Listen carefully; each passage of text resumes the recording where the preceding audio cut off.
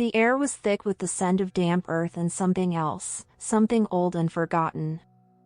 Dustin, my best friend since kindergarten, fumbled with his lighter, the small flame flickering in the gloom. "Dude, this is perfect," he whispered, his voice a little shaky, even for him.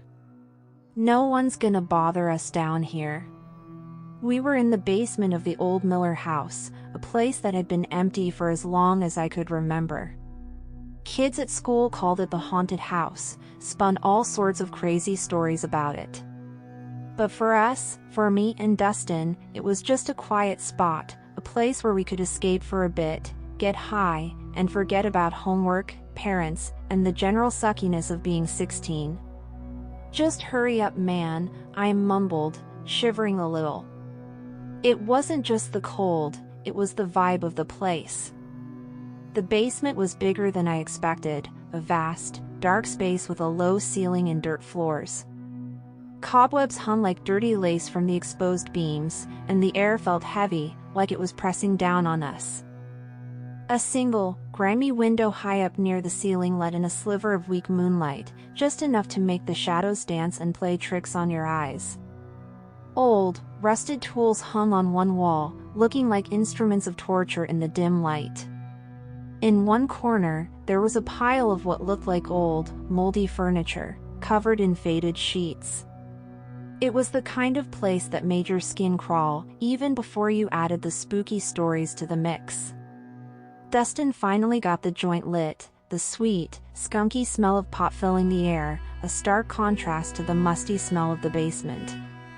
He took a long drag, holding it in, his eyes squeezed shut in concentration. When he exhaled, a cloud of smoke drifted towards the ceiling, briefly catching the faint moonlight.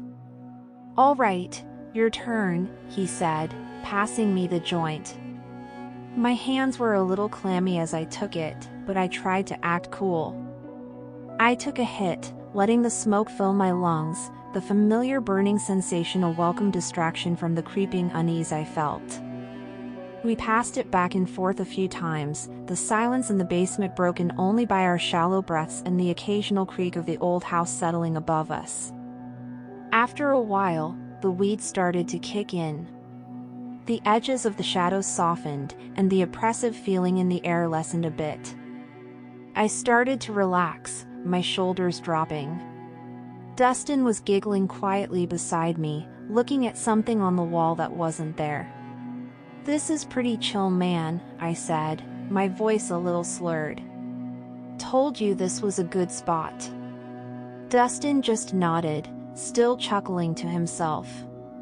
He leaned back against the rough concrete wall, his eyes half closed. I was starting to feel heavy, my eyelids drooping. Maybe we just crashed down here for a bit, I thought. No one would even know. That's when we heard it. A soft scraping sound, like something being dragged across the dirt floor. My eyes snapped open. Dustin's giggling stopped abruptly.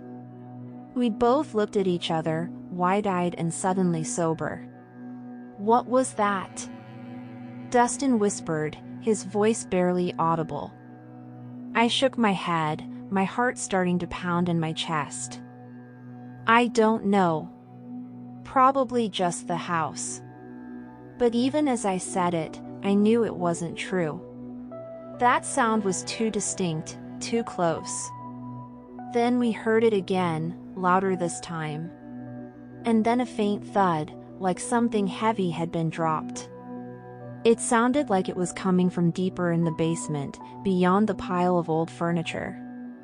Dustin's eyes were darting around, wide with a fear that mirrored my own. "Dude, did you hear that? That wasn't the house." "I heard it," I said, my voice a little hoarse. Every nerve ending in my body was screaming at me to run, to get out of there. But we were frozen, our feet rooted to the spot. Another sound. This one was different. A low, guttural moan. It wasn't human, not really. It was too deep, too long, too animalistic. My breath hitched in my throat. Dustin let out a small whimper. "Okay, that's not cool," he whispered, scrambling to his feet. "We gotta go." I was already on my feet, my legs feeling like jelly. The high had vanished, replaced by a cold, creeping dread that made my skin prickle. We stumbled towards the narrow, wooden stairs that led back up to the first floor, our eyes fixed on the darkness where the sounds were coming from. Then a new sound joined the others. A soft, shuffling noise, like bare feet dragging across the dirt. It was getting closer. "Oh my God," Dustin choked out, fumbling for his phone. His hands were shaking so bad he almost dropped it. He managed to get the flashlight on, and a weak beam of light cut through the gloom, illuminating the path ahead. The shuffling sound was closer now, and the moaning was louder. It sounded like something was in pain, or something was hungry.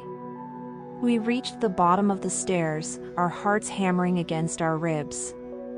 We started to climb, each step feeling like an eternity. The old wood groaned under our weight, and I was terrified it would give way. Suddenly, a loud crash echoed from the back of the basement. It sounded like something heavy had fallen, and it was followed by a chilling shriek that made the hairs on my arms stand straight up. This shriek wasn't animalistic, it was human, but twisted, full of agony and rage. We scrambled faster, desperate to get out.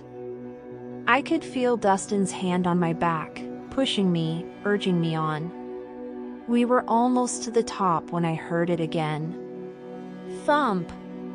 Heavy footsteps, slow and deliberate, coming up behind us.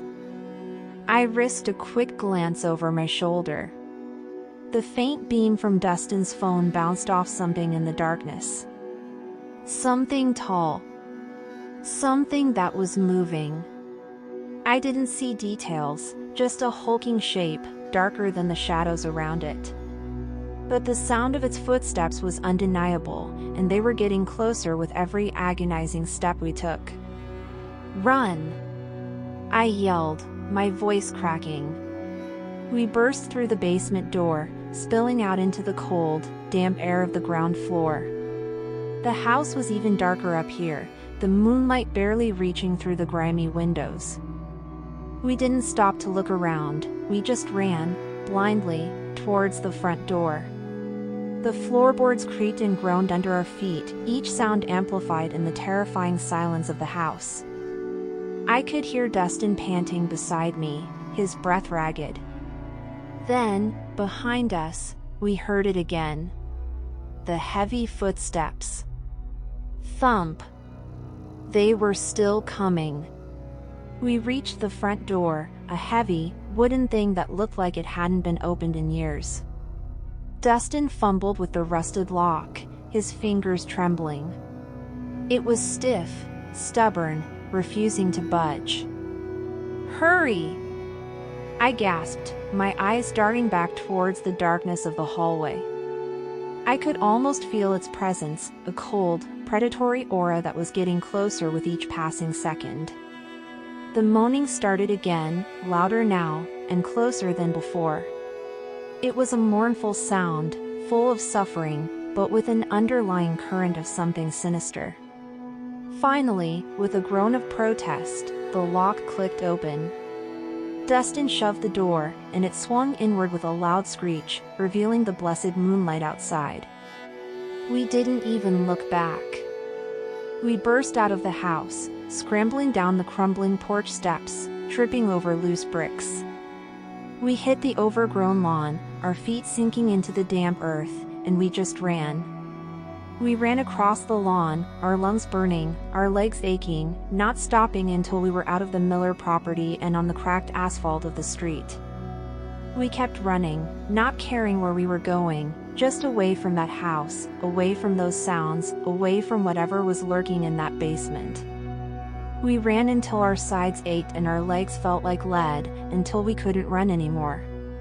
We finally collapsed on the curb a few blocks away, gasping for air, our bodies shaking uncontrollably. The streetlights cast long, distorted shadows around us, making everything look menacing. Dustin was hunched over, his hands on his knees, trying to catch his breath. What the hell was that? He choked out between ragged breaths. I shook my head, still too terrified to speak properly. My mind was racing, trying to make sense of what we just experienced. It couldn't have been an animal. The sounds were too deliberate, too human-like, yet also terrifyingly unnatural. And the footsteps. They were definitely of something big, something heavy. We sat there for a long time, just breathing, letting the adrenaline slowly drain from our bodies. The silence of the night was suddenly comforting, a stark contrast to the horrifying sounds of the basement. Finally, Dustin looked at me, his eyes still wide with fear, but a flicker of something else in them, a desperate need for an answer. Do you think it was a ghost? I didn't know what to say. I'd always scoffed at ghost stories, but what else could it have been? Whatever it wasn't human, and it definitely wasn't friendly. I don't know, man, I finally said, my voice still a little shaky. But we are never, ever going back to that house. He nodded vehemently. We sat there for a while longer, the terrifying images of the dark basement and the unseen thing within it playing over and over in our minds. The high was long gone, replaced by a cold, hard fear that would probably stay with us for a long time. The Miller house wasn't just an abandoned old building anymore. It was a place of true terror, a place where something unspeakable lurked in the shadows. And we had walked right into its lair. We were lucky to have gotten out.